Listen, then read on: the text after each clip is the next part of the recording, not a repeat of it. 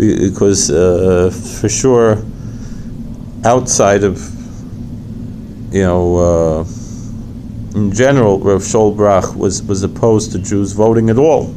It's very interesting. He was a very close friend of the Satmar Rav, as the Kasher Rav.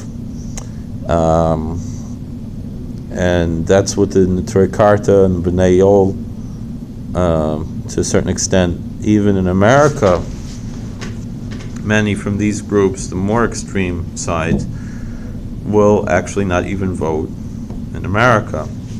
And so those more extremist groups, like the Neturei Karta, would say that Kiryas Joel, as an entity, as a village, as opposed to just a neighborhood, would be in violation of the prohibition against Zionism.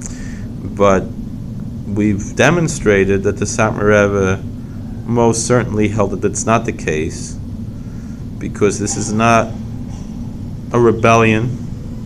If anything, let's start things first. He said even in Israel, you're allowed to, for your city elections, you're allowed to vote.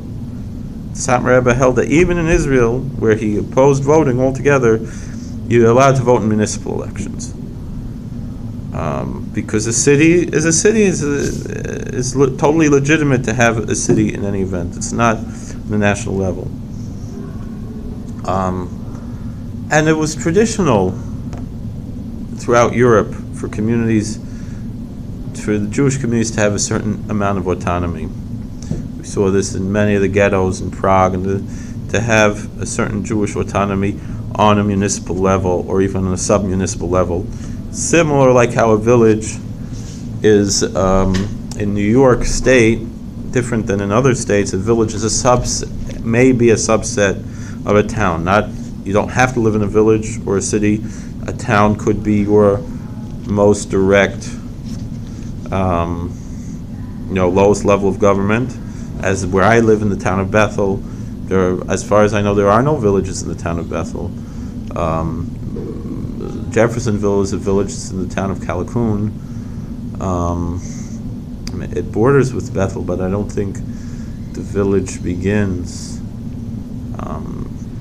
Monticello is a village, Liberty is a village. In Bloomingburg, you have Wurtsboro, you have several villages. In Sullivan County, as far as I know, there are no villages at all in the town of Bethel. So my closest municipality is the town level. The villages exist within towns. And so from a Torah ideology, as far as the Satmar Rebbe is concerned, although many others disagreed, who were maybe more extreme, although they didn't really have much of an explanation for their disagreement, would prohibit, the Satmar Rebbe would say that, of course, he founded the village. I don't know if it became a village in his time already, but the existence as a village, Kiryas Joel as a village, I don't see how in any way would go against the ideology of the Satmar Rebbe.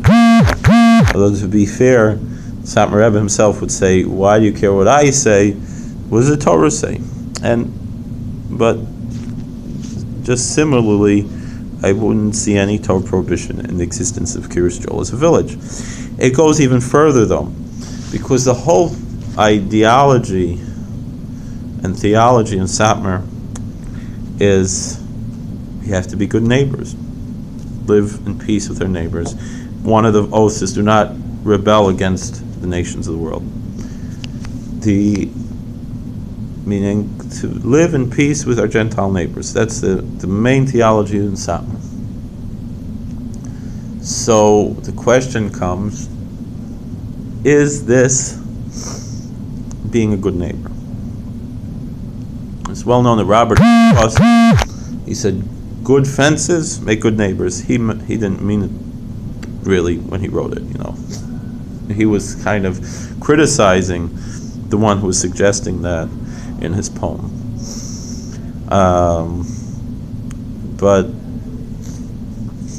the idea, to a certain extent, historically has rung true. In when a large group gathers like this, now it's might be questionable. Do we want to have such large groups? Do we want to have such visible presences?